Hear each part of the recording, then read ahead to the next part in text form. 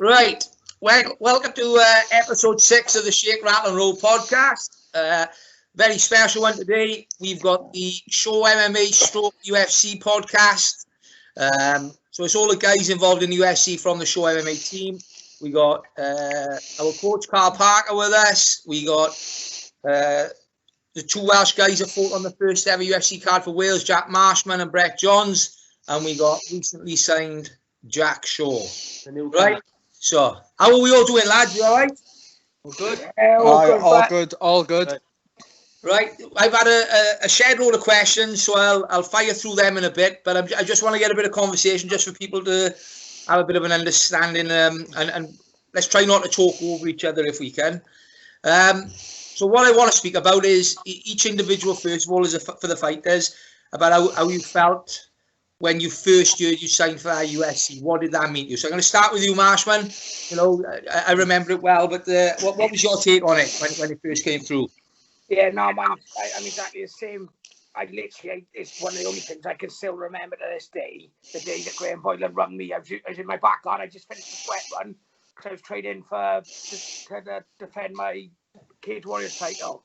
So it's like, and I literally got up a call, and I think it was like, maybe, was it like 4-6 weeks notice? I think it might have been. I can't really remember, but I just remember when he rang me and said it. It was like, I was expecting it, but as soon as he rang it, I was in massive shock. Yeah. It was. I think it was 4 or 5 weeks before you was fighting the Greek guy on the Cage Warriors card. Yeah, and then obviously you had the call and. Like for me, it was a brilliant moment for me, you know, not just for you, because you know all the years of work you put in, but to finally see one of the boys get through. So it was a bit surreal as well. And I think the two of us felt the same. But it wasn't real until it was announced. When we signed the contracts and everything, but until it was announced, it was a feel. Brett, what about yourself? Obviously, yours is quite a well-watched video, isn't it? It was done on. A video call, I believe, with Brian Butler, your manager, and Chris at the time. Not that I knew it was happening, mind. I didn't have a clue until I looked on the Skype call and he was the other side of it. But yeah, like I said, it's everybody's dream, isn't it, to hit that 3-letter company, UFC, and for me, really, I burst into tears. Like everybody's got their story and how they got there, and not one of them stories, ironically, are easy.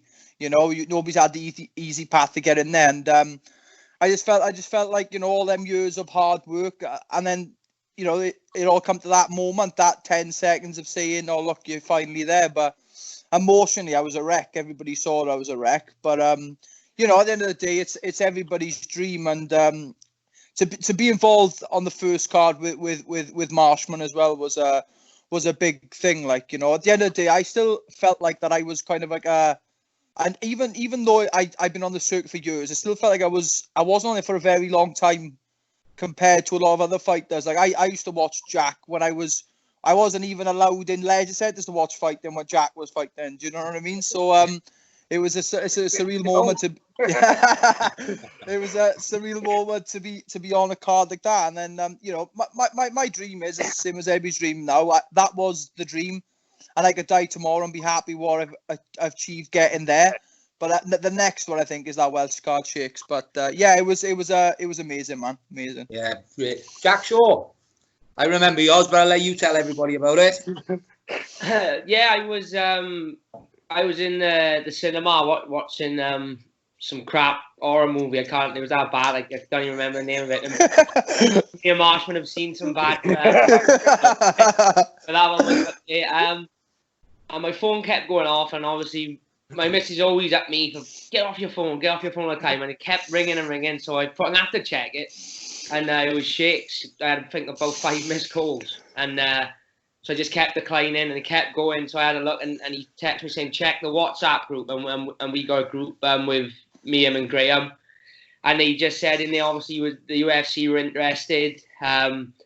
He was just finalising the last few details, so I give the okay a little nudge and say, have a look at this. I think we best get out here. And by the time I got out of the cinema, I couldn't wait to ring Shakes. Obviously, couldn't wait to message Graham back and say, you know, it took about a week or two, I think, to get a contract and everything. But yeah, again, just like Brett and Jack, it was a surreal moment.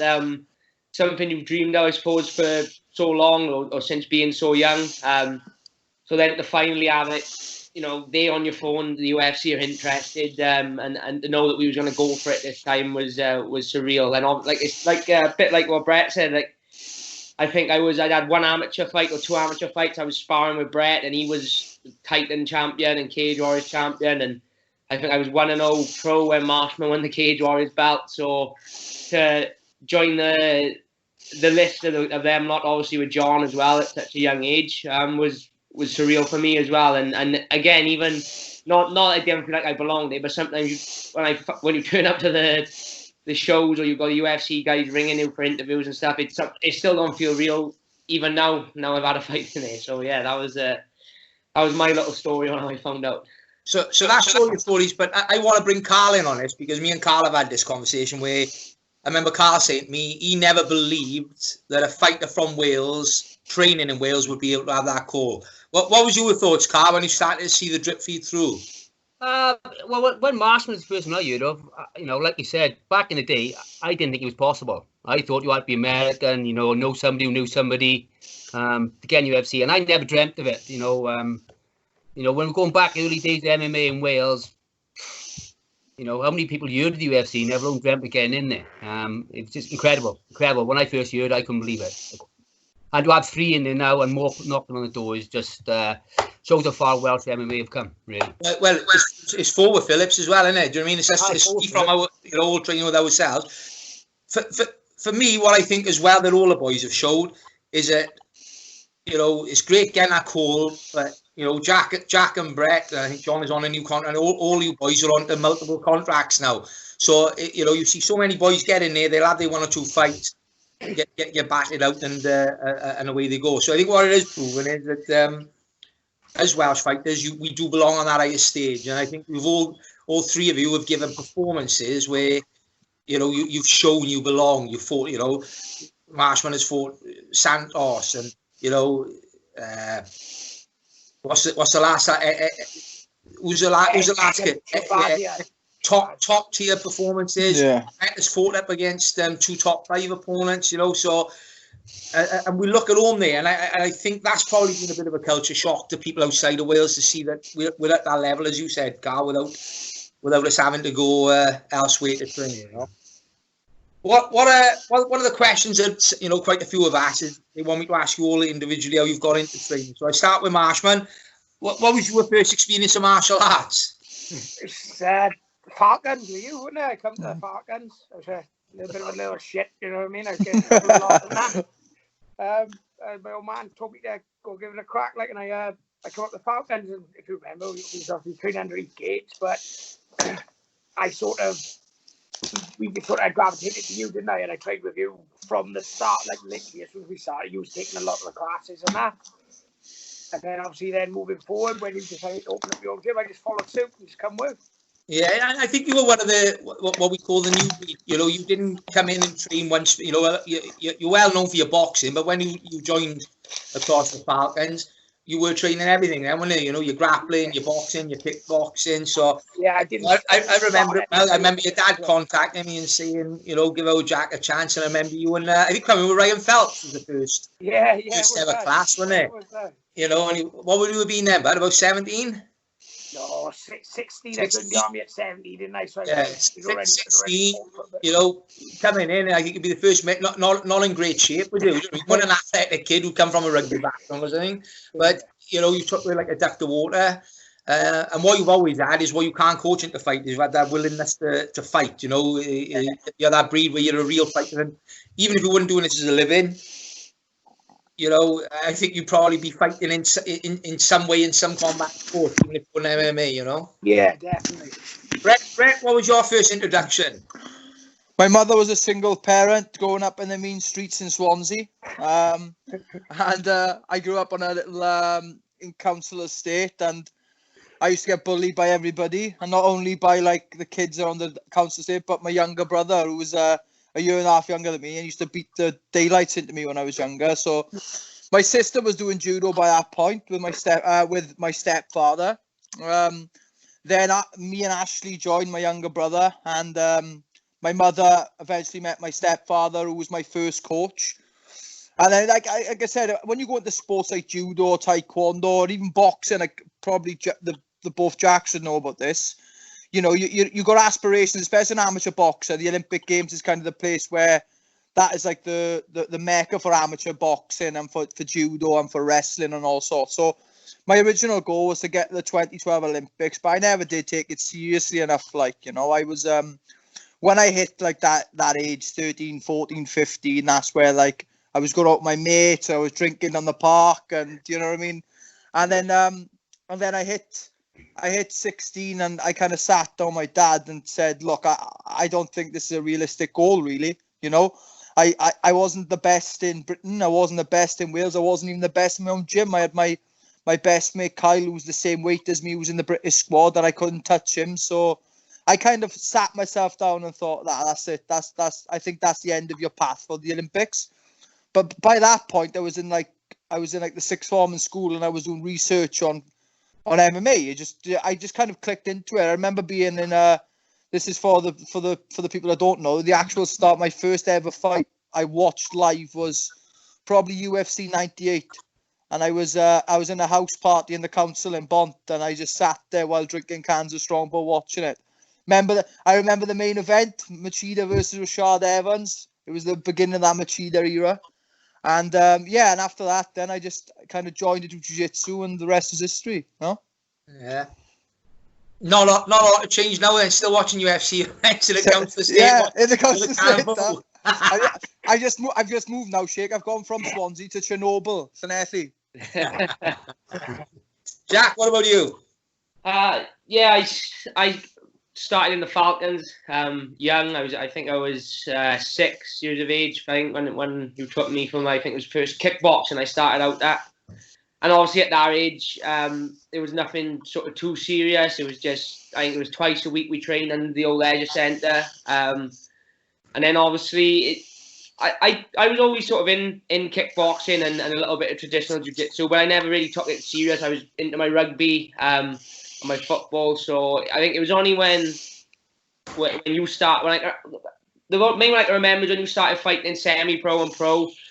I can start to remember I was taking a proper interest. And I first met Marshman at one of your fights. We went up in our Uncle Simon's car. I can remember Marshman being in the back and chewing his ear off on the way up, I expect, as a little 12-year-old kid. And I obviously opened the gym then, and then that was when I sort of had my first taste of MMA. I said it on an interview last week. Like, I remember being like 12, 13, only kid in the gym, you know, training with all these boys who had these reputations around town. Obviously, Jack, his brother, Martin, Tetley, Todd, and I never thinking I was a kiddie. Which probably, in all honesty, sparked my love for it in a sense. You know, whereas most kids would want to be out playing or in the house on their Xbox, I couldn't wait to get in the gym with all the older boys because, you know, I thought I was one of the boys. Despite being that much younger, I thought I was one of the tough boys about the town, despite being a kid. So that's probably where it stemmed from. And then I think looking back, I was obviously quite naturally talented at it. I picked up the grappling quite quick, the wrestling. Obviously had a little bit of a striking background from just doing kickboxing so young. So, and it just stemmed from there. Obviously, as Tulare Combat or SMMA, you know, got bigger and better. The boys started to get on the bigger shows like Bama and Knuckle Up and whatever at the time, Cage Warriors, and it just made me want to strive for that. And I was sort of like, you know, because of the age gap, it doesn't seem a lot now, but I think I was sort of like, I'm sort of 5-6 years younger than most of the boys at the gym or most of the top pros. So I was always sort of trying to strive and follow their path. Obviously, the scene changed a little bit as time went on. You know, I was straight into the unified amateur scene rather than the like no headshot, semi-pro, and working your way up that way. So I had a bit more of an amateur background, but I was always wanted to follow their path, and you know, they were fighting on Bama and Cage Warriors, so I wanted to do that. And then obviously when Jack went on to UFC, and Brett, obviously trained with Brett as a 19, 18-year-old kid as well. So what being there live and watching them two fight on that big stage as well, I think not just for me, but for a lot of the youngsters, you know, that were my age at the time, setting in stone that, look, you know, it ain't impossible now for a Welsh guy to get in the UFC and fight on that stage. Like Carl said, there was a time when I think all of us probably thought it's never going to happen. I think obviously the two boys, John as well, should have got signed a long time before they did. I think we just, in our head, it was just sort of because we're Welsh, perhaps we won't get that shot. But then obviously when they showed that it was possible, it was there then. The goal was in reach because you knew if you worked hard enough and got the results, you could get there. So, yeah, it was always a case for me of just following your footprints and trying to sort of follow the path that they laid down.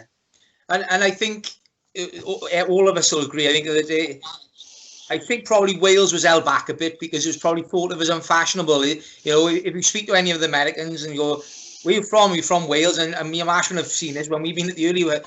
Is that in England? You know, they don't appreciate we're our own country. Carl, let's get the old fella in. What was your introduction into? So you've been around, you know, for decades training. Well, you know, being a combat sports fan, and you know, boxing was always the thing, wasn't it? Back in the day, boxing was always the thing. I boxed a little bit when I was nipper, and the video shop in town, funny enough, had UFC 1 in there. Yeah.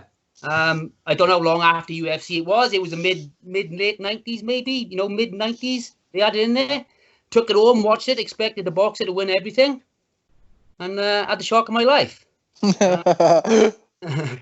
So, you know, that must have been a mistake. So from that day on, I was pestering the guy in the video shop, you know, where's UFC 2, where's UFC 3? And to find the boxers having their asses kicked, you know, was a shock to the system. Next thing we knew, we had the punch bag in the garage, always had one, and Matt's in the garage, rolling around on the garage floor, and have a clue what we were doing. When you say we, is that you and your brother? Yeah, whoever I could drag. My brother started off with me. But I'd be dragging rugby boys in because they could, you know, they were hard. Having a go. And then Mike, what was Mike's name over blind? I opened that Inflex. Was it Inflex? Mike? He was under... Craig Bellis when they started to do... Mike Sheldon. The guy instructor was Mike... under Ross and Acario he was. Mike Sheldon. Yeah. So it was under Taijutsu Kais when I first really went to a gym and trained under someone. That didn't last long. And then I just figured out then that I could open my own gym, not being big-headed or thought I could do it. It was just, I figured, just needed a body. And that was probably back in 2000 when we opened our own gym. Just need to get some bodies in. And with, you know, with the Valleys, rugby players, great training partners. You get them in, they get stuck in. And that was my introduction, how I got into it, really. So what was your first art? He was pretty much one of the old school guys who was doing a bit of everything then, Carl, yeah? Yeah. You know, like I say, I always considered myself a striker very early on. You know, I always boxed, always had a punch bag in the garage. Yeah, you know, and then just started feeding things. You know, we started sending off for videos from America then. Before anyone was training in this country, we get a few videos come back. They were selling Gracie videos. Some weren't even in English. So we just look at them and try and pick the bones out of them. Yeah, and that was it. And then Mike came, and then we started the Taijutsu Kai. Tai? What was it called? Yeah, Taijutsu Kai. Kai, that's it. I said until a couple of months ago, I think.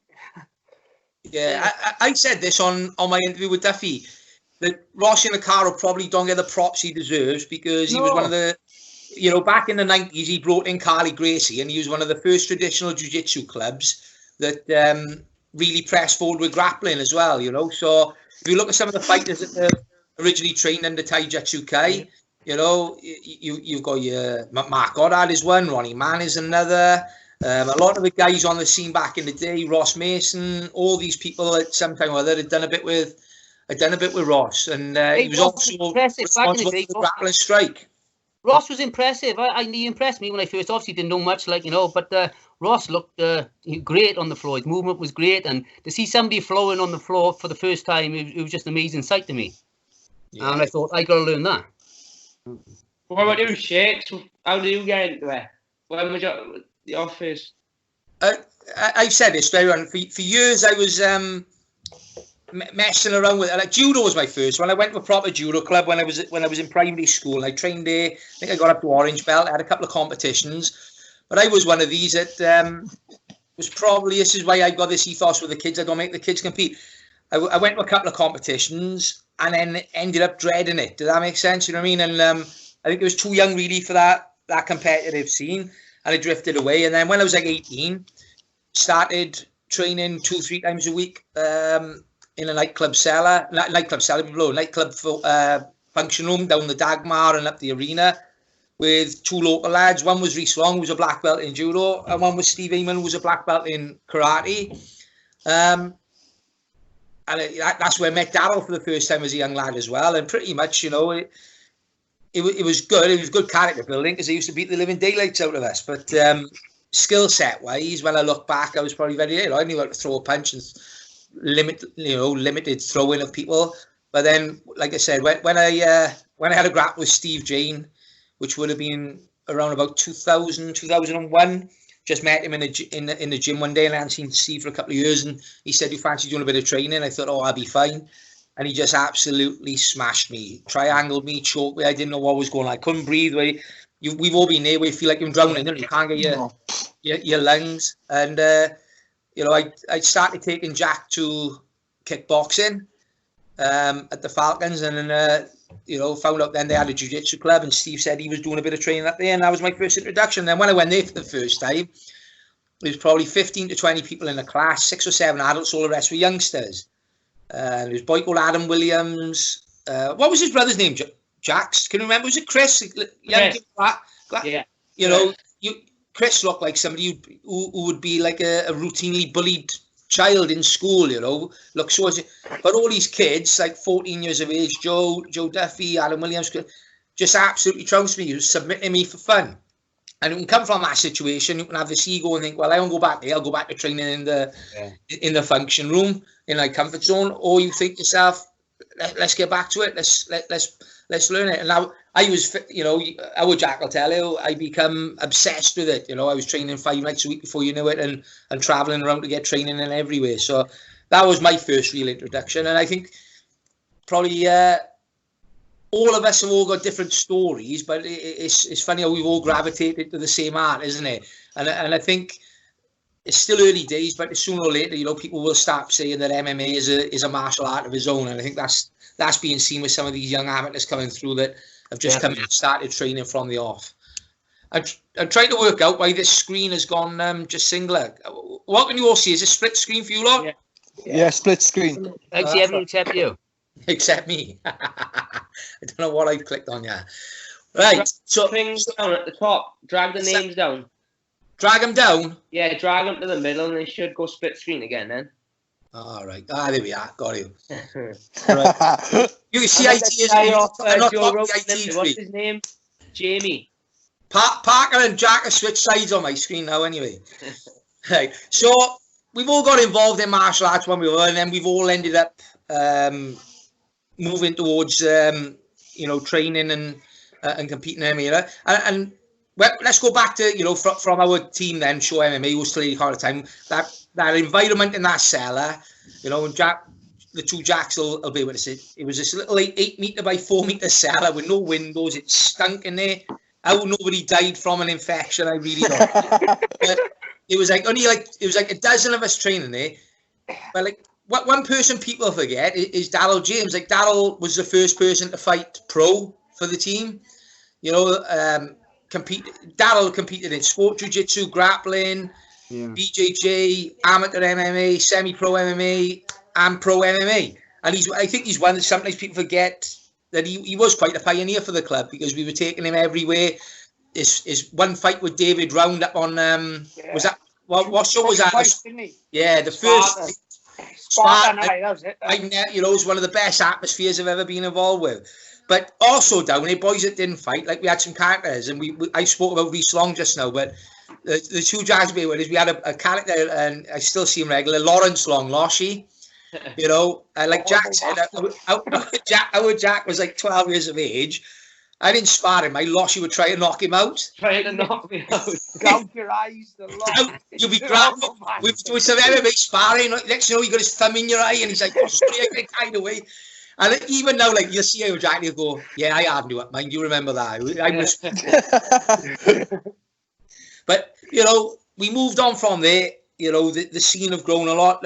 So let's talk about, the three fighters then have gone into the UFC. Let's talk about your first pro fight. Let's talk about that, because we could go on and on with your amateur career as well. So, Marshman, can you remember your first fight? Where was it to, and, who was it against? It was Newport Pill Millennium Centre. I fought a French kid. I did like it was my first pro fight. I think he had like 19 pros. You know, he's like a 50-50 guy, like, you know, one half, last half. But he was good. I still remember the day. I was warming up in the backstage thing. I put my foot through the fucking wall, didn't I? Like, I was warming up and I kicked the wall. Like, I put my foot straight through the wall. It was like a plywood. Do you remember what I done? Yeah, covered up with a sign. I found a divider, an office divider. I put it in front of the wall. I don't know if it's still there. Like, the only years. Yeah, go on, Jack, go on. Thought if we get away before they fucking notice it, we haven't got to pay for it. Like. But yeah, no, I remember the best story I got to say about my pro debut is, like, not many people know, but I was actually in the first round. I was sick on it. I was actually sick on it. I did his guard. I was smashing it. I put it on him quite well, like that. And I was in his guard. I scored a bit of ground and pound. And you know, like that, like when you have a little bit of nervous sit, a little bit. It went onto his chest. Went onto his chest, and I went like, I looked at him. I said, "Sorry," he didn't speak a word of fucking English. He looked at me. He looked at me just to say, "What the?" I was sick on him. I was like, I said, "Sorry about that," and I just kind of smashed him in the face. I might have come in there without Jack a minute. It's still on my screen. Look at that face. I'll be back now. My computer just died. He just made a buzzing noise and went off. Give me a second. Yeah, no, but that's one of the best stories I tell you. I was just nervous. I was sick on him, and I apologise for it and hit him in the face.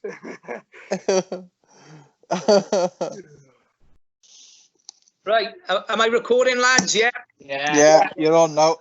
Apologies for the problems with the connection. My laptop has broke down twice now, so I've gone onto the phone. Right, so we were talking about people's first pro fights. Brett, you want to give us a bit of background on yours? I fought on one of the leading promotions for Welsh MMA years ago. I fought for on Pain Pit, and I fought against a familiar voice in the corner, Sheikh. I was fighting, and I could hear this familiar cornerman voice. I could, and believe it or not, it was you. It was. I fought and I think he did it in the army. Ben Wood. Oh, that's right. That was your first pro fight, was it? Against Ben? Yeah, he joined the RAF. To be fair, that's just right. Ben. He would fight anybody, but I haven't heard or seen him for quite some years now. But yeah, that's right, Ben Wood. Yeah, so I ended up fighting Ben. It was both our professional debuts, and yeah, like I said, for me, I was saying to the boys before the camera went off, it was a scary moment for me, Jake. You know, it's the first time I properly fought a man, really. You know, a guy whose body was more mature, like a man. He had tattoos, and standing across the cage from him, and opposite him was a white pasty kid with no bottom abs, like, you know, and. It was it was scary, but no, I enjoyed it. It was a good experience, and that's where it was my first official fight where I could throw ground and pound as well, because my 5 amateur fights, but amateur, they were semi-pro fights. Yes, you know, so there was no ground and pound. And I remember my last semi-pro fight. Right, I was fighting for a belt, and there was some dodgy referee, just kept on standing me up all the time. Apparently. Let me interrupt you. What's the matter? People watching. I was ref in that fight. It was one of the most blatant lay and pray displays I've ever seen. Take him down, roll him down, do nothing, seeking the. Come on, boys, have a bit of action. The people of the Workmen's Club paid their money. There was 200 people in attendance, and they wanted action. Come on, Brian. Shaky, it was fight of the night. Yes, okay, Grant. Granted, it was the only fight of the night, but still. But yeah, no, that was my first experience. Just going back to the title fight on the same card, I repped the pro fight, and the first time in the history of MMA. I stood a fight up when somebody was in mount. I don't know who can remember that.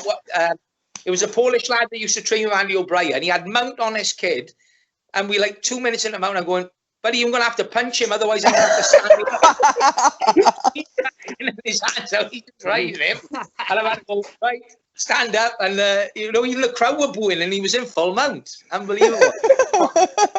Right, Jack Shaw, your first pro fight. Yeah, well, I had a obviously I just won the IMAF, probably for the best amateurs in Europe, arguably. So it was only right that I had a tough test to start my pro debut. So he got me in against Tyler Thomas. Yeah, the pioneer of SMMA, man. I think it was it Pain Pit or was it Cage Warriors? I think it was Pain Pit still. Pain Pit is the only fight Pain I've Pit. had Yeah, on. so it was on Pain Pit in Ebervale. It was. I think it was in all fairness, it was. I had a pull out on the day of the weigh-ins. The guy who I was met didn't turn up to the weigh-in. So I guess it was like, welcome to pro MMA. Welcome to the domestic scene. So luckily Tyler did jump in on short notice. I weighed in 145, and I think he weighed in at 76 on the day. So 76 kilogram, yeah. So but yeah, that was my first fight. And it was also I had the army rules background, so I was used to sort of the head shots on the ground, but they obviously, it was my first taste of elbows as well in the 5-minute rounds. So it was just, to be honest, I feel like even though it was a quick fight, I knew straight away that the pro rules would suit me better, just because of my style. Obviously, my groundwork is better suited. The longer rounds suit me better with the cardio. So yeah, it was no there's no glitz and glam story really. It was just Tyler Thomas out on short notice. Come in, took his hiding, and had his money, and that was that. That's how that was my introduction to the pro scene. Obviously, my second pro fight is a better story in Cage Warriors, but yeah, Tyler Thomas is my first one. With I want to bring Carl in. You obviously coach, for me, two of the Welsh pioneers of MMA, Jabers and Bridges. What was what fighter from your club had their first pro fight, Carl? And where was it to when you called them? It would be Bridges or Jabers, or maybe both of them together. We went up. Ian Freeman ran a few shows very early in the day. Back up in Sunderland, I think we went. Yeah. That was, 2003 Bridges probably Bridges. I'm guessing. Bridges and Jabers were pair of head cases. They'd be training a few weeks, and next thing you know, they've entered themselves in some pro fight somewhere. I'm like, oh, really? It was like guys. Yeah, go on, Carl. Go on. Guys, next thing you know, they best buddies with Ian Freeman. I was like, what's all this? They've only been doing it a couple of weeks. Crazy they were. But both of them had some good fights. Jabers never lost at pro heavyweight, and Bridges had a good record as well. Both really good, tough fight. I fought on a couple of cards with Bridges on the grappling strike scene, but the one fight with Jabers that stands up for me was the fight with Simon Small from Hereford. Yeah, I remember that one. Yeah, like Jabers, and I got to be honest, it was just a mean, really hard fight, wasn't it? Both of them smashing in leg kick. It was a real physical bout, wasn't it? I really enjoyed that. Yeah, it was good. I think it was day of the two rounds. They offered one more round. They offered one more round, didn't they? And Jabers said yeah, but Simon Small said no. Pretty sure that, man. But James will tell you, James was hard as nails, but you kick him, you hurt yourself. He was one of them guys, not a great deal of talent, he'll tell you that. Just hard, real tough boy. And, in the current climate, like I say this all the time, people forget that there was MMA before the Conor McGregor, and boys like that, your Jabers, particularly from our neck of the woods, Bridges, Darryl James, they tend to be forgotten about a little bit. And what I will do, I'll try and get them boys onto this podcast, I think, just for them to talk about it. James and Bridges on, you'll have hell of a laugh. James and Bridges have hell of a laugh. They were crazy, but back in the day, they were crazy. And, to do that back in the day, you would have some confidence about it, and they were just relaxed guys. To see Bridges walking out to a fight, you wouldn't believe it. He'd be farting and burping and giggling, walking out to a fight.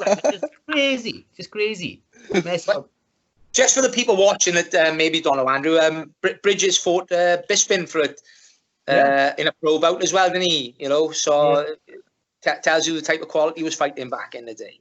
Yeah, back in the day, because it's such a small circuit, though, all the top fighters are on the same scene. You turn up in Sunderland, and anybody who's anybody would be there, and it was great times, great days, I thought. Yeah, well, great memories. I don't know about great times at some of these shows, because I remember turning up to some of these events. Yeah. And I'll use example. What was it called, Marshman, when he fought Matt McCarthy? Oh, I can't remember what the show was called, but it was Block Market, wasn't it? Yeah. Mike Swanbo's show was Hammer. Wasn't it Hammer? Was it called Hammer? Not Hammer. No, can't you remember? No, Hammer was Mark Goddard's show, wasn't it? I can't remember what it was called. Something fucking. I can't remember the name of that at all. Well, anyway, this is a good story now. So we turn up for the weigh-in, and we end up in Splot Market, right? So it's an outdoor event, just a steel, like, sheeting roof, no walls on it. They had park buses around the side, cage in the middle. Luckily, it was a nice day, so we weren't hammering down the rain. And they had two garden gazebos with 4 20mm mats in each one. I tell the truth, Marshman, that was the warm-up area. Yeah. The toilets were because it'd been market day the day. You can imagine Splot Market, there's probably 10,000 people have passed through there, right? Hadn't been cleaned. But when we got there now, we find where's the way in? Yeah, come on, we haven't got a scales. I said, I got a scales. And I put the scales in the back of a Luton van. Do you remember, Jack? Yeah, so Jack jumps in, back like a wagon. So Jack jumps on and he's 84 kilogram on a button. I said, his opponent, Matt, weighed in? Yeah, he weighed in. He said, cool, terrible cut. He said terrible cut, but he made weight. He was 84 and a half on the button. So the fight comes in it. We're there. I'm looking across. I'm thinking, well, which one is Marshman fighting? Because I can't see anybody the same size as him. So then they done like this fight display. They go, Jack Marshman. Jack puts his hand at me and they go, Matt McCarthy, and there's Matt now like a cannonball. 100k stop, hand up in the air, right? So they have the fight. Jack wins, par for the course. And about a week later, I have an email off Matt McCarthy. Hiya, mate, I'd love to come up and train with you. How would you feel about that? Yeah, more than happy. That's when him and Johnson joined us. So Matt comes into the gym, like, and straight away, anybody that meets Matt, you cannot dislike him. He's a great character, and you get on like house on fire straight away. I said, Christ almighty, Matt. I said, how did he make that weight? I said, there's no way you was 84k. No, I won 84k, but he said, I done a day before weigh-in. We done the same day, right? Yeah. So I went, well, you've done a day before, so you weighed in 84 the day before. No, I didn't make weight, he said. I turned up at Mike's gym. He said, it's empty, there's no one there. I ring Mike. I go, Mike, I've turned up for the weigh-in. He said, there's a scales in the corner of the room. Jump on it and tell me what you are. So Matt jumps on the scales. He says, I am dying. There's not an ounce of fluid left in my body and I'm 91k. I go, I'm 91k. Can you cut any more? No, but I'm dying. He goes, that'll do. If they ask tomorrow, you was 84. It's the first ever. It's the first. We do video weigh-ins. This is the first ever phone call weigh-in. You've just taken the So before that was I watched Matt McCarthy on YouTube, and it was a big black man. So when Matt McCarthy put his hand up, it was I thought, no, that ain't the one. I thought I tell you what, all jokes aside, Matt is someone I ought to get on for a podcast because there's stories he could tell. It'll be a real great bit of fun. Right, one of the questions that come through is about your favourite fight. So we start with you, Marshman. What's your favourite fight and the reasons for it? It'll probably be the Carl Noon one. A lot of people always say about that one. Is whenever anyone says, they always talk about that fight. It's genuinely not just because how bad my face was. When I really enjoyed that fight, because it was a scrap. We was having it like it was, and that's what like I said, within the UFC now, we're getting paid decent money to do what we enjoy. But at the time, we was getting paid cut under £1. And I do it for the love of having a scrap. So that is probably my favourite fight, because I felt like quitting a couple of times. He felt like quitting a couple of times. It was good. Do you know what I mean? It's one of the best atmospheres I've ever been involved in as well. I've never, the Paris turned out in full Saturday along with the Welsh, and he had a good support as well, didn't he? Where was that to, Jack? Birmingham, up in the Birmingham.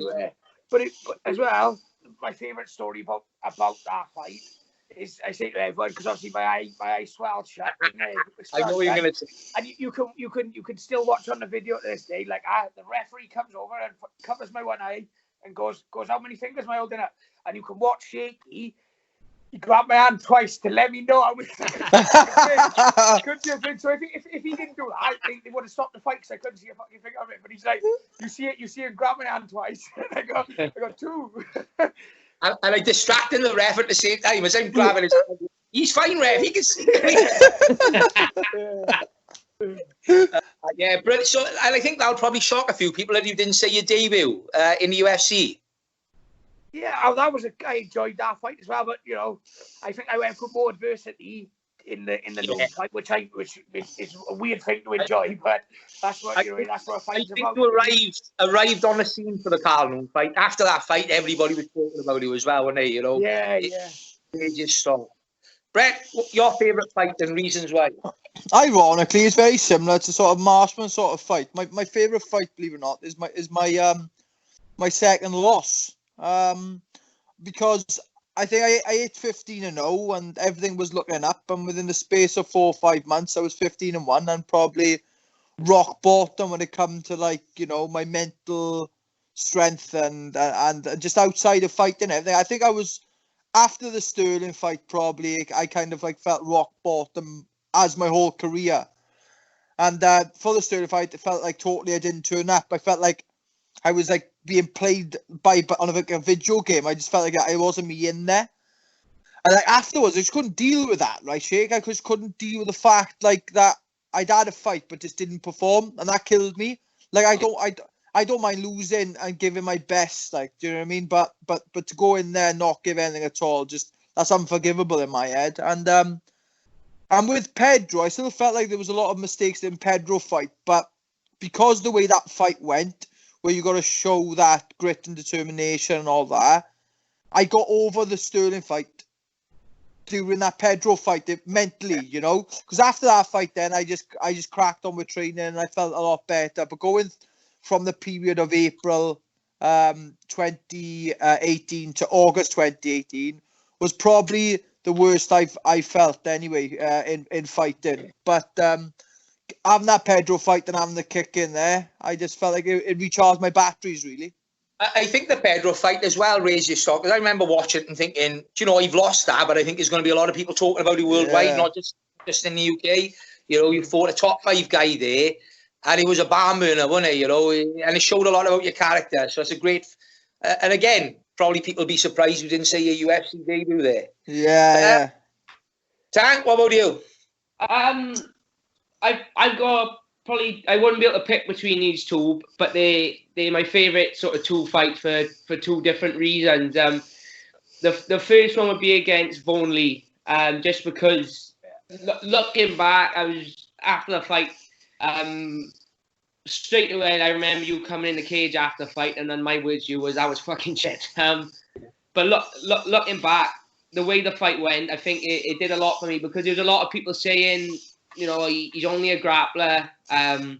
He's no good outside of Wales. He only ever fights in Wales. How's he going to cope against this and this? So to have a 3-round back or 4 fight with Vaughan, I think did a lot for it's one of my favourite fights, just on a personal note, because it helped me mentally, because he came out in the first round and fought completely different then to how we had trained for 12 weeks. He was... Everything he did was a different style to what we trained for. So I had to think on my feet. I had to sort of work him out as he was going along. I couldn't get the takedown a minute in, like I had in my previous 7 fights. So I had to sort of stand and bang it out a bit. So it did a lot for me mentally. It showed that, you're not made of glass. I can stand and have a tear up if I got to.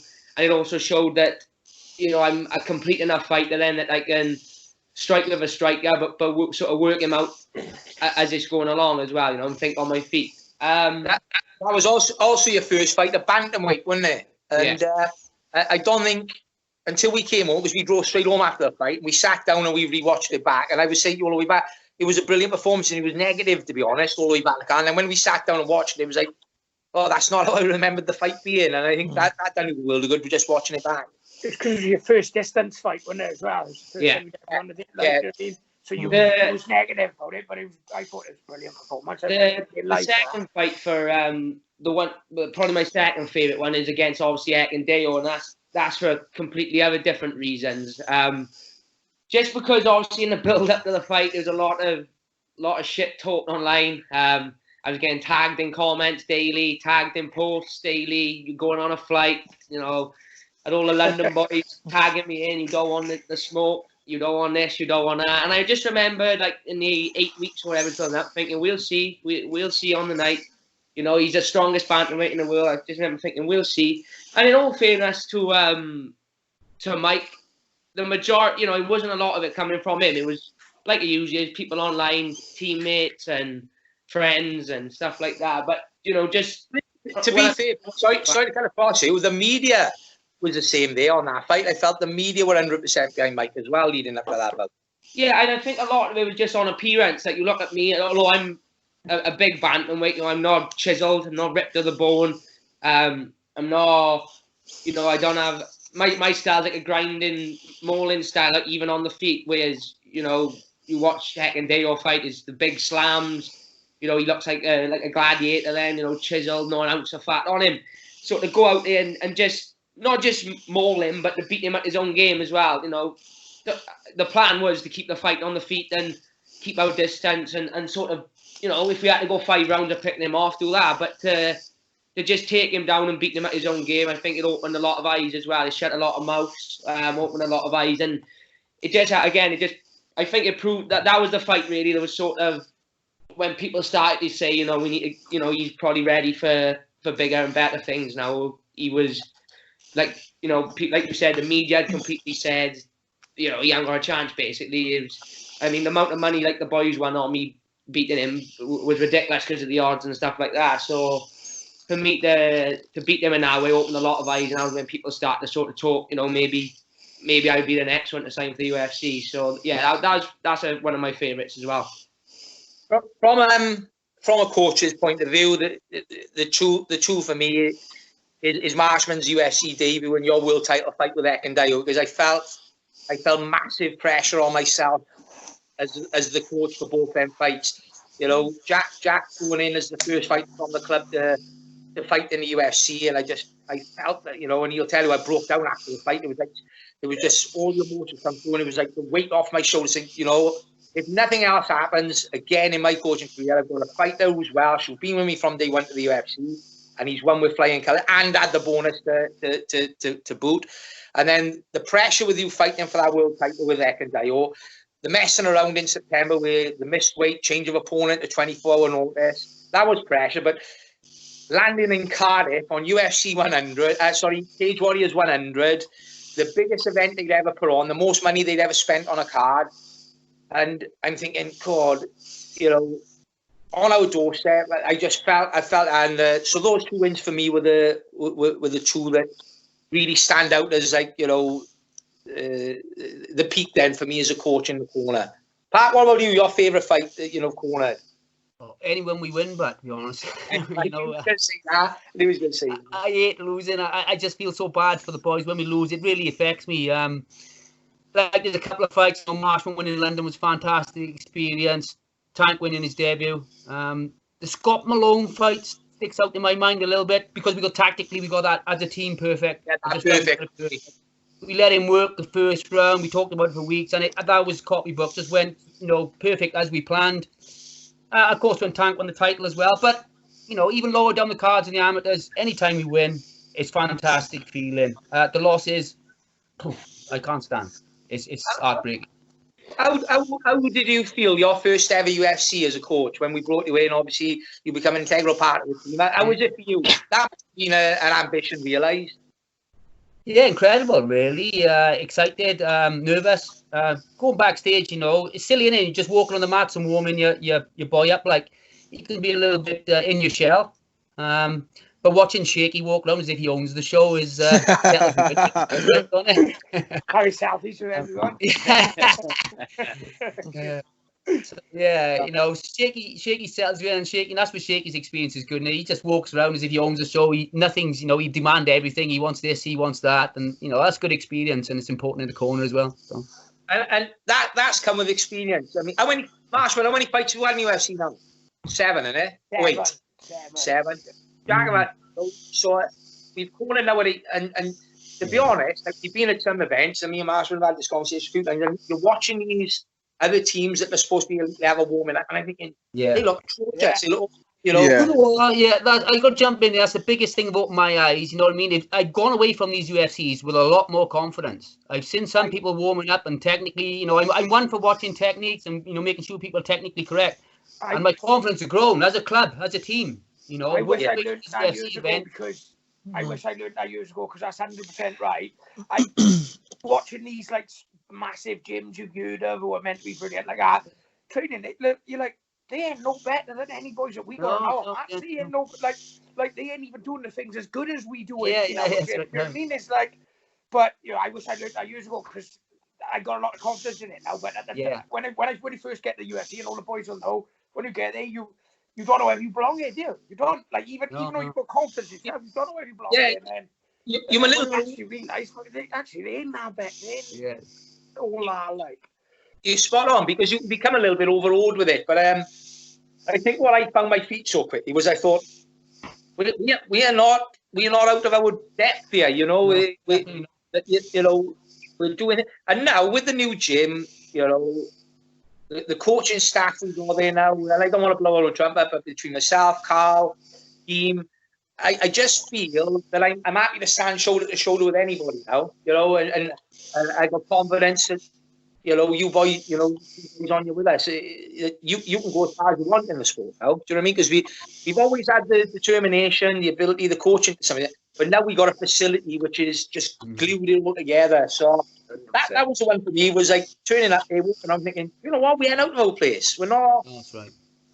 We're not out of our depth, for want of a better term. And I think after 1 or 2 fights, that's where, you know, the confidence grows with it. And yeah. I mean, I'm no fanboy at UFC or anything like that, but you know, you do when you first go there, you expect the standards to be perfect and brilliant. But I've looked around. I remember one time me and Marshman fought eyes with each other. There was a guy hitting the pads who was a top fighter, and you think, fucking hell, look at that. What's he doing over there? Yeah. And I get embarrassed from him. I'm like, fucking hell, Lee, it's terrible. And I think the same geezer you said exactly the same thing to me last week. Yeah. So that's all our first experiences. Favourite fights we've talked about debuts.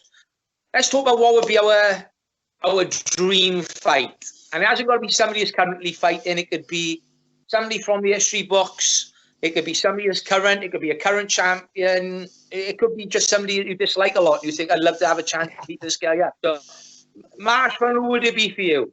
Who would yours be? Do you know, like, with me, if he was saying, like, it could be pass up, just stuff like Chuck Liddell's, people like that. You know what I mean? Someone who's a scrapper, he's all banging boys out and he's looking good doing it. He's just a proper scrapper. Only like, that'd be a fight I'd love to have at the time. Or like Vito Belfort didn't have one. I grew up watching him. That was the first couple of UFCs I watched where he was just juiced out with his gills, just destroying people like that. I wanted that, but yeah, someone like that. Vito Belfort, Chuck Liddell, someone like a scrappers, like. Brett, what about you? I'd probably go for like the I just want to fight the guys who are apparently the best, you know, in my era, really. So people like, I believe it or not, after I had a name before the Sterling fight, if I beat Sterling, I was going to call this guy out, and that was Dominic Cruz. And ironically, Cruz called him out after the fight. So you know, if I'd won there, I would have called out Cruz. But like, you know, anybody like Cruz or Faber, someone who's been a pioneer at that weight and who's won. Okay, Cruz hasn't won that UFC belt, but people forget he won the WEC title, which is the equivalent of the UFC belt. Someone like him, you know, I think a few years ago I was matched up against Eddie Wineland before I got injured, so that, you know, another WEC champion. So anybody who's been there and done it, but if I had to pick one out of all them, yeah, Dominic Cruz. Stylistically, it's a nightmare fight for me, But yeah, I take a couple of jabs for that way. One of the legends. Jack Shaw, what about you? I know you're going to say. Yeah, I've said it before, and it's again, it's a little bit similar to both of the boys, really, in a sense of one of my favourite fighters as a kid growing up, and talking like 10 years ago, was Frankie Edgar. Class. One of my, even to this day, I know he's not on. Haven't had such great performances in his last couple of outings, but every time he's in there fighting, I'm always sort of behind him and wanting to win. It doesn't matter who he's fighting. So whether it happens or not, I know he's going down to bantamweight. I don't know how long he's got left. We're sort of at opposite ends of the tree. I'm young and at the bottom of the division, and I know he's just moved down, but he's an older head, and I imagine he's going to get a match with someone sort of at the top of scale. So whether it happens or not, I don't know. But if it did, that'd definitely be a good story to tell the kids or the grandkids. I grew up watching him win the lightweight belt, and convinced he beat Aldo that one time for the featherweight belt, and he's had all these highlight reel finishes. He's a bit like a superstar in the UFC. So to be able to say, win or lose, to be able to say stepped in there and had it out with him. And again, like stylistically, he's not an easy fight really, especially in his prime. So to go in there and have a good fight with him would just be something that would be unbelievable to tell in the future. But that's just the dream. People like Uriah Faber as well is another good shout. Yeah. I grew up, never been a super fan like I am with Frank Edgar, but Faber was always one of the top dogs growing up. And if he hangs about, who's just can't have a pot with him as well. Yeah, all good. For me, on a coaching perspective, it hasn't happened for me yet, but I'd love for one of you boys to be fighting somebody from TriStar, for us to pit our wits against would arguably regarded as the coaching team in the world, for us, and Dana works here a lot with them, and that for me is what I would love, and it will happen. It'll come sooner or later. Well, do you know yeah, sorry, Jack. Go on. I was going to say, well, do you know you was on about the facility earlier? Like, obviously, I've trained at TriStar, I've trained at Jackson's, and honestly, the facility we got now in the middle of South Wales is better than they're the two biggest gyms. If you had to name an MMA gym, like a famous one, you would say TriStar or Jackson would know. Jackson. And our gym our facility is better. We've got more there. We got everything there. Mental. And I tell you what we got that none of these other gyms have got. A lot of these gyms are what I call traveller gyms, where boys turn up there, they do their fight camp, they're in it for themselves, whereas we have built something special regarding having a team and a camaraderie and a team atmosphere. And I think that alone gives us a little edge on a lot of the teams. But to go up against TriStar, that's something I'm looking forward to, and pit our wits, where me and Park sit down in my living room, watch a fight and go, right, how are we going to tactically beat these boys, What about yourself, Park? No particular gyms. I'm not a fanboy. Don't make a difference what gym it is. Title fight for the boys, that'd be spectacular. Yeah. Right. Let's talk about the upcoming UFC. So this coronavirus have knocked us over 6. We've, all three of you have had fights cancelled. The 2 Jacks in London. Brett, where was you fighting again, Brett? What was it? Lincoln, Nebraska. Lincoln, Nebraska, a lovely place. I was looking forward to going there as well. Yeah. So we've all had a bit of disappointment, and obviously now Dana's come out and he's putting these plans together for fights. You've got behind closed doors in America, and it's mainly Americans they'll be using. And there's talk of this island fight. Big event coming up next week. 2 brilliant main card fights in it. Cruz fighting Triple C, which for me, Cejudo against Cruz is an interesting one, because Cruz has had a lot of time out of the cage, doesn't he? Cejudo's on a roll and is smashing everything in, but also the Gaethje Ferguson, which wasn't even thought of. That's a fight I cannot wait to watch. Gaethje against Ferguson. What? Right. To start with, Marshman, your thoughts on both fights, Jack, and predictions. Well, I could never want Triple C to win, so I'd have to go with Cruz. I couldn't be wanting him to win because he's an absolute clown, isn't he? But, with the Ferguson Ferguson Gaethje fight is weird. It's like because everyone want to see the Khabib and Ferguson fight. So you want Ferguson to win. But I love Gaethje. I just the way he fights, everything he does. So it's like that's another one I can't really go against him. I would love him to win, but also I want Ferguson to win because I want to see that Khabib Ferguson fight. So like it's a difficult one to pick, really. So come on, put your neck on the line. You've got to pick 2 winners. Cruz and Gaethje. No. Oh, you. With Ferguson and Gaethje, like Jack said, I love watching Gaethje fight. I remember the week before the Sterling fight being in a hotel in Philadelphia and he fought Dustin Poirier and obviously lost that fight, but I thought he looked phenomenal in the fight before getting caught. But to be honest, it's hard not to back Ferguson at the minute. He's got loads of momentum. The guy is just absolutely nuts. I managed to meet both of them at roughly the same time, and I couldn't get over how small Gaethje is for like. Yeah, we noticed that. Yeah. Me and Parker stood behind him in one of the hotels, and we like said hello to each other without realising who he was, and it took me a couple of seconds because I was expecting to be a lot bigger than what he was. Yeah, I agree. Because when we were in Vegas before, like not that I'm looking at half naked men in the changing room in Vegas, but he jumped he jumped on the scales, and you have a little peep, don't you? And he was I think he was only scales or a bit of both, Shake, a bit of both. But no, I looked over. He's about 73. He was about 73 kilos, and he was fighting 2 weeks later against Eddie Alvarez. So I was thinking, he's light, man, But to be honest, that fight I would give it. I'm gonna back Ferguson, and like I said, I'm a massive fan of Dominic Cruz, always have been.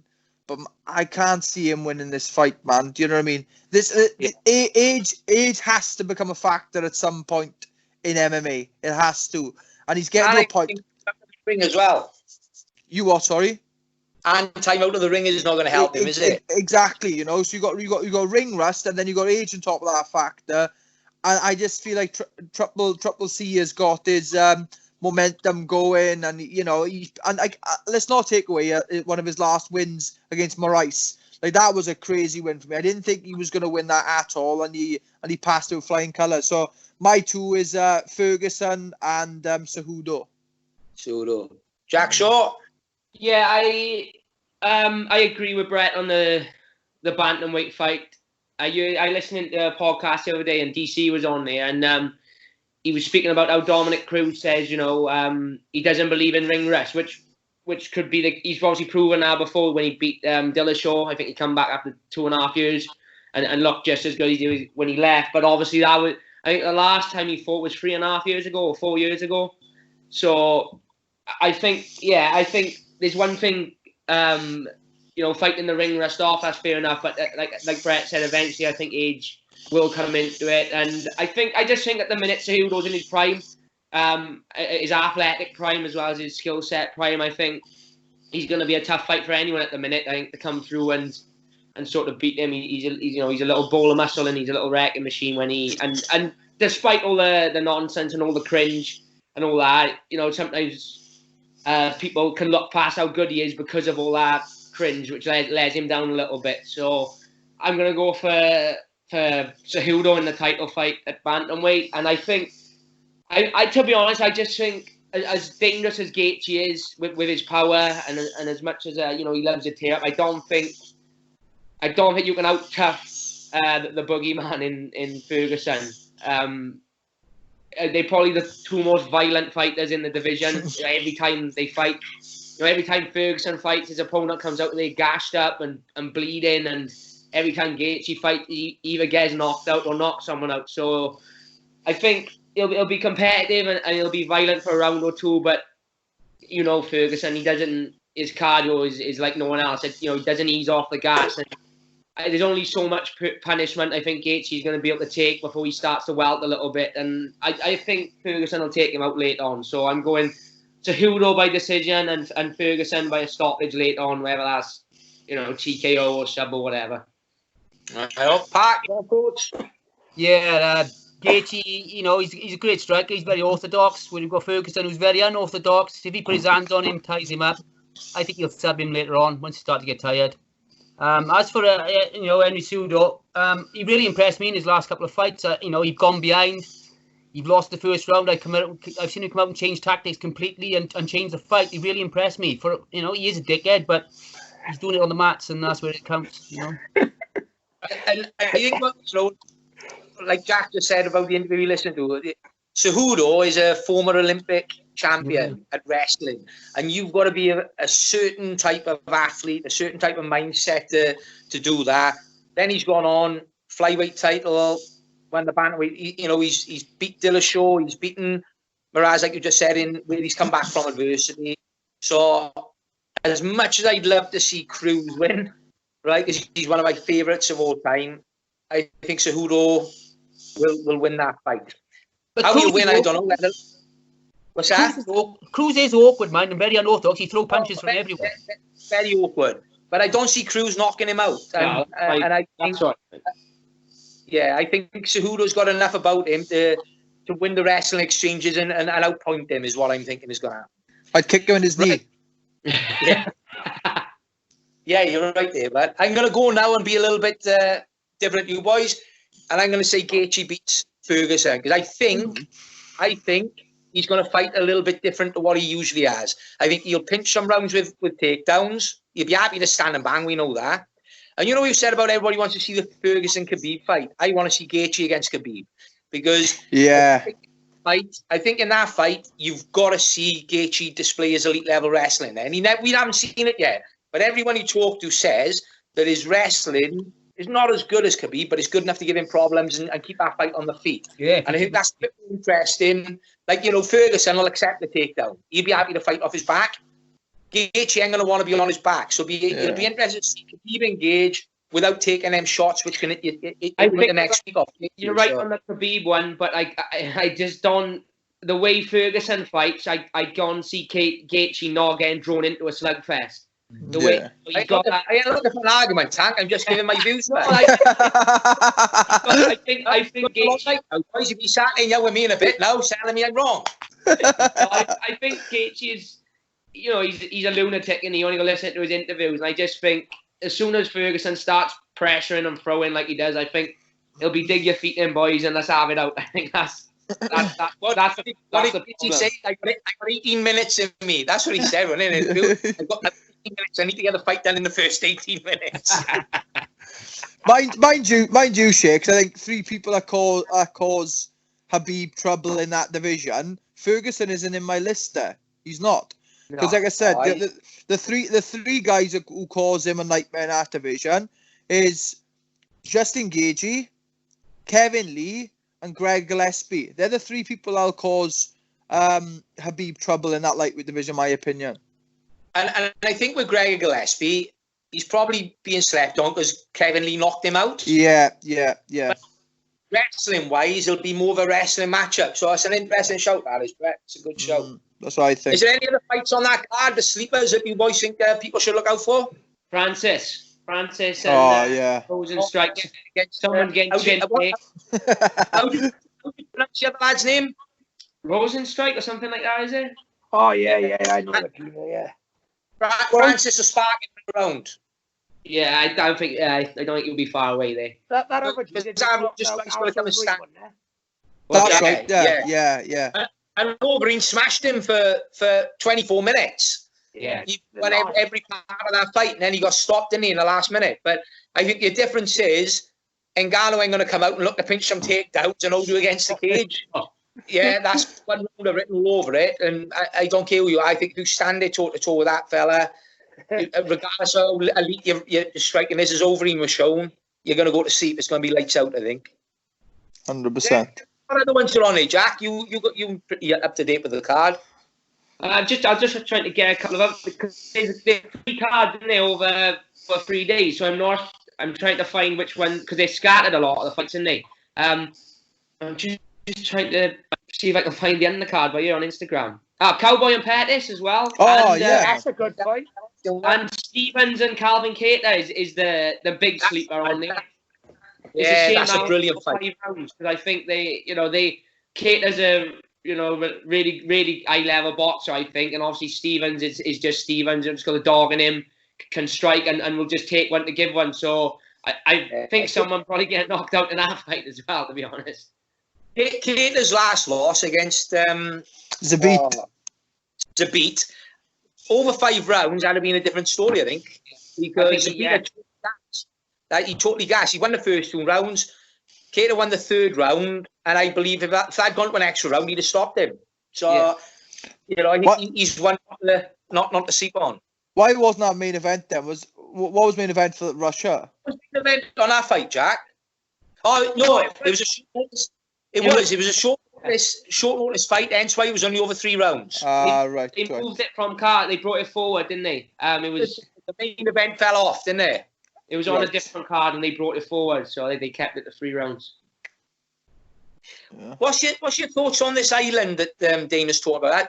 For me, it's a great concept, but at the moment there's no planes leaving the UK. So how's it going to work? I just watched Sky News earlier, and it said on there's just over 800 aeroplane companies in the world, and they're anticipating between 500 to 600 possibly going bankrupt and going out of business. This is my foot on the island. Is this? I know they're saying they're aiming for June to get up and running, and to the fans it sounds great on it. They're just bang a cage on the island and fight. But obviously, as we know, there's a lot more that goes into it. They got if it's like a secluded island, like they're saying that they're going to build a venue, and they're going to have to build a venue. They're going to have to build hotels. They're going to have to build gyms for the fighters to live and train in. To train in. They're going to have to build some sort of restaurant or food facility for people to be able to diet and cut weight, and then you've got the problem is, how are we going to get flights over there? That's my worry on it, is how we get there. Unless they're going to private jet everyone out there, maybe, I don't know, but obviously they're not making no money on the ticket sales and stuff like that because it's not going to be any fans there. So I don't know. It's until they sort of announce more details on it. I think we're still all in the dark a little bit. It'd be interesting to see how it pans out. I don't know. I think we got to wait until there's a lot of restrictions lifted in the UK. And also, right, this is my take on it. First of all, we got to wait for the gyms in the UK to open, because if we're in the gym 24/7 and we're training all the time, if the UFC come calling and saying, "I got to fight for you in 2 or 3 weeks' time," your general fitness is there and you're sparring and you're training, you go, yeah, you can make a really educated judgment call on that about whether you can take that fight or not. 4 weeks, not a problem. You should be fit and ready to go. But we're in a situation which is unique. So say it goes on till August. That'll mean that you boys, from March till August, have had no contact with another fighter. You've had no grappling, no wrestling, no boxing, no kickboxing, no MMA grappling. So for me, I would expect at least 8 weeks. We would need an 8-week camp to get our weight on point, to get our sharpness right, and to get ourselves physically ready to go. Because I'm telling you now, I'm seeing videos in America and in other countries. They're continuing to train. They're training, man. They're training. I was just going to say this. I like on Instagram. I'm seeing in Thailand and America mainly. Like Thailand, the gyms are closed, but they're meeting up like groups of 5 and 10. Training. Yeah. I'm seeing like people who I've got from Jackson's and from when we did a trip out there. They've matted out the garage, and there's like 10, 12 of them training in the garage. And you look at like Cowboy and with his ranch. You're telling me that they're not meeting up and training at a ranch in the middle of nowhere where no one's going to check. It's like you said, it's all well and good getting these fights booked, but if it was normal, then yeah, you could take a fight on 4 weeks' notice. But we have, like, it's been, 6-7 weeks now since we've done any real training. I think it's going to roll into 4, 5, 6 months as well. So I think it's important that, I think Dana said that, didn't he, boys, in your conference call, where don't feel pushed into the fight. If you want to stay when you'll be still. Yeah, they're not pushing us into fight, chicks. But at the end of the day, though, how else are we meant to be trying to earn money and stuff? You know what I mean? So like for their fighters in America, like, you know, I think they forget sometimes that one of the worst hit places for that virus is in America, and they're still meeting up and training. Like, I've been watching certain fighters, some big gyms as well. They're still going up and training.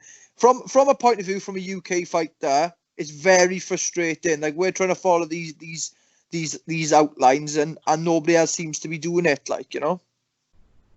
And I've had conversations with the council, you know, about rates and different stuff, and I've had discussions with them, and they are saying, mind, that any gyms caught, there will be legal action in Wales. So, for example, you know, we could try and have a sneaky session. Next, you know, there's a knock on a door, some representative from the borough, and you're going to have the gym possibly closed down full time. For good, yeah. My argument, you know, is you got to, like you said about the sharpness. I would say I took 2 weeks off for Christmas or 2 weeks off for an holiday. I would probably want 8-10 weeks of sparring to consider taking a fight. Yeah. Imagine quitting training for 4 months, not doing a single bit of MMA training. There's no way you can tell me that you could quit training for 4 months. You could back up and you'd say, "Oh yeah, I'll fight in a month. I'll be right." You know. Yeah. You know yourself. You have 2 weeks. You have 2 weeks off sparring. You're flinchy and Imagine what we're going to be like going back. You know, after potentially a 12-week or 16-week break. If in best case scenario, is going to be tough to be 100% ready. And you don't mind doing it if everyone's in the same boat. But when you see, like you said, these guys in America and Thailand, they just frustrating. Normal. What are we? You know, like what do we do? Yeah. What I will say about Cage Warriors, right? You know, I've had chats with them, and they've been blunt, and they are about the fight, and they've all said to me that until the MMA gyms are back up and running, they won't look to, you know, put an event on. I'm guessing for 6 to 8 weeks after that. It'll probably be behind closed doors because they don't foresee the arenas having big crowds for quite some time. But again, they've been fair in saying we don't expect fighters to come in after having 4 to 6 months off and just have a 4-week training camp, you know? Yeah. Look, the gyms open back up, Jake. When we open back up, I can't see 60 people training together in mat. You'll have to be in groups. It'll be set. Yeah, that's what I mean. It's going to be, I think, going to say, look, you can open up, but you can have maybe 10 people in 1 hour. Your training quarter, yeah. Because I realistically, I want to go for August time if everything goes smoothly. Yeah. And they're saying about Dublin Island is obviously in August time, which is something I'd be interested in. But looking at the Neil Series post he's put up, he's saying that Ireland have banned any big gatherings until September time. Well, that's that question. Ireland are on complete lockdown. You know, they're not even meant to be leaving. I think they're not meant to be going any further than 2 miles from the house or something like that. They're even further. They're even stricter than what we are. So, well, on that BJJ forum, Wagon put a post up about the Irish boys that sent him a document, and it's about the staged reopening of gyms, and it's saying August in Ireland before they'd even look at grappling or judo clubs or wrestling clubs reopening. So if that's the case, I can't see the big 9,000-seater arenas opening up to put an MMA event on.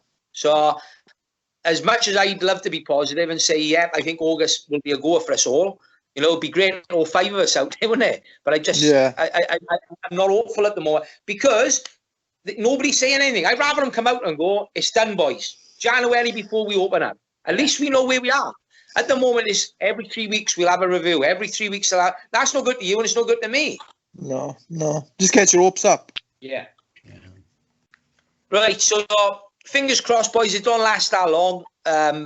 You know, we do get some normality back in our lives and we can go back to doing what we do best and what we love doing.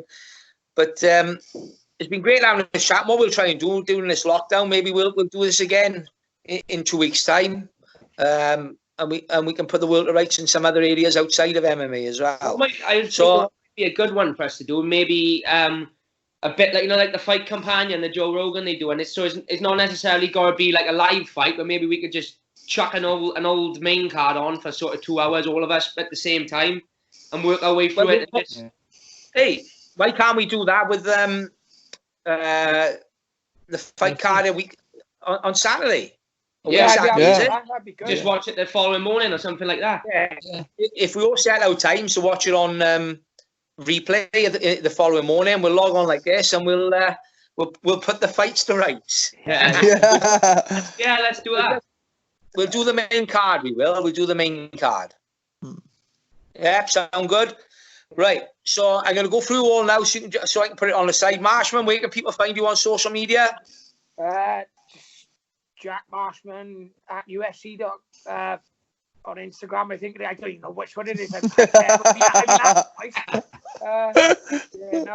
Just Jack Marshman on Facebook. Brett? At 36 Johns on Twitter, Brett Johns MMA, Brett Johns on Facebook. And if I message you asking for 80 quid, don't pay me. And time? Jack Show MMA on Twitter and Instagram. Jack Tank Show on Facebook. Don't add my personal page because you will not be accepted. So like the fan page, leave it at that. And if you're looking t-shirt, you can get Jack Shows on Fire, red or black t-shirts on tatami, fightway.com. Well, I was expecting Brett to start reeling out all his websites. I kept it simple, Shakes. You can have one of these hats. Look on Brett Johns. Mark, do you know where you are on social media? You know, I see Don't ask me. Carl Parker, Facebook.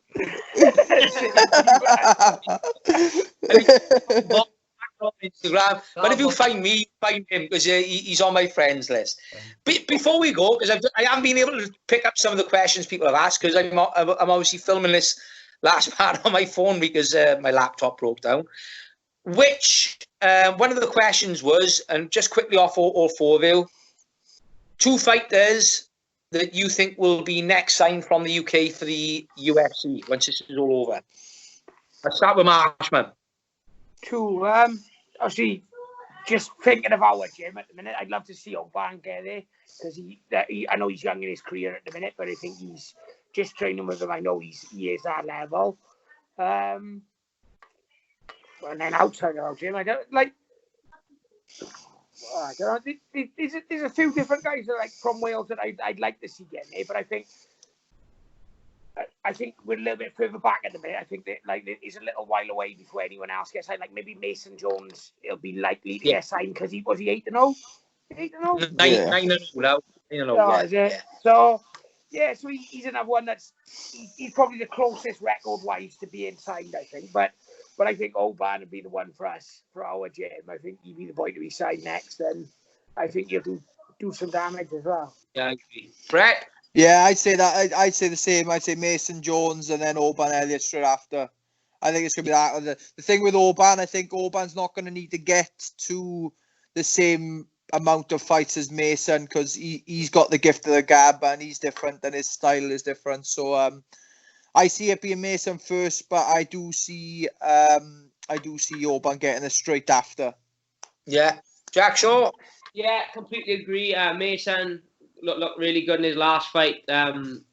Again, this virus might slow down the signing up. I think he probably wouldn't need one more defense, but I think timeline-wise, he'll probably be the next. And then, yeah, Oban, say we go back to normal tomorrow and everything resumes as normal, Oban's probably 12 to 18 months away.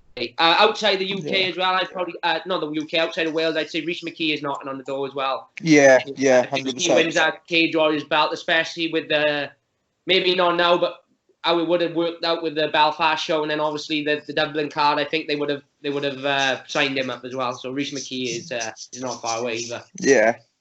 Park, what about you? Well, you got to look at Mason, Paddy. Surely they got a fight, even if they got the same manager. And then obviously the one and only Oban Elliott. It's only a matter of time. Yeah. Like I said, from our gym, I think Oban's got a big career in front of him. I just think he needs to build them fights up. As Brett said, I don't think he'll need as many, but he's still probably 18 months away from getting the amount of fights he needs to get recognised. Outside 5 fights, I think. What's that? 5 fights, I think, max. Yeah, 100%. At 8-0, another fight. I think the mic and how his style is, he's good, exciting to watch. I think he'll be ready by 5 fights. Keep the same weight, though, isn't it? Even looking at Paddy, Mason, Oban, will he take 3 of them on the same weight? I think it'll be staggered, though, Carl. Like for me, I think, like as Jack said, I think Reece McGee is 1 fight away. I think he wins. I think if he'd won in Ireland in May, he'd have been on the Irish card if this nonsense happened. Mason's probably one fight away. I think he'll like Jack will need to defend it, and he'll seal a deal there. And to be honest, I probably one that I think is who the UFC would chase would be Paddy because of his persona, because he can sell out arenas at the moment on his own back. All these things play a factor into the machine, which is UFC. Like I know for a fact that they tried to sign him for the Darrentil fight in Liverpool when he fought up there again. I think that was Wonderboy card, wasn't it? Yeah. Was it Wonderboy? Fight Mason? No, I don't see it happening. I'll tell you why I don't think that'll happen. I think the Cage Warriors pride themselves on putting fighters into the UFC. Yeah. And I think by doing that, put Paddy against Mason, he's going to knock one of them back 3 fights. Yeah. They need to put that 3 fight. Paddy probably only needs to put 2 fights. He's won one, put another one together, 2 fight win streak. He's got a good record. He's a talented lad. He's young, and also he sells the fight, doesn't he? He's got that personality. Mason, I think probably one more fight. They probably look at him defending it.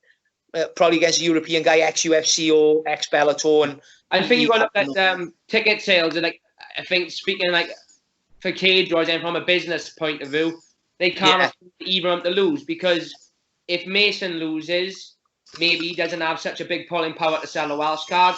If Paddy loses, they're not going to put a show on in Liverpool because they need to sell out the Liverpool card. So it'd be great to see him fight, but I think there's a lot of things in the way that'll stop matches. The next UFC and fight, obviously. And I'll be honest, speaking as a coach now, if I was coach for either of those lads, it's probably not a fight I'd want, because it's an Irish fight for both boys, and I'd probably be thinking, well, if I can fight, like if I was Paddy's manager and they go, UFC say, well, just get another win and we'll sign you, you're probably going to look for an easier path. Yeah. Right, boys, I've enjoyed the chat. Even though we had some malfunctions with the technology, I'm hoping I can put it all together on the video editor. But we'll catch up now then, probably on the Sunday morning after the UFC, yeah? All good for that? All good. Right, over and out, boys.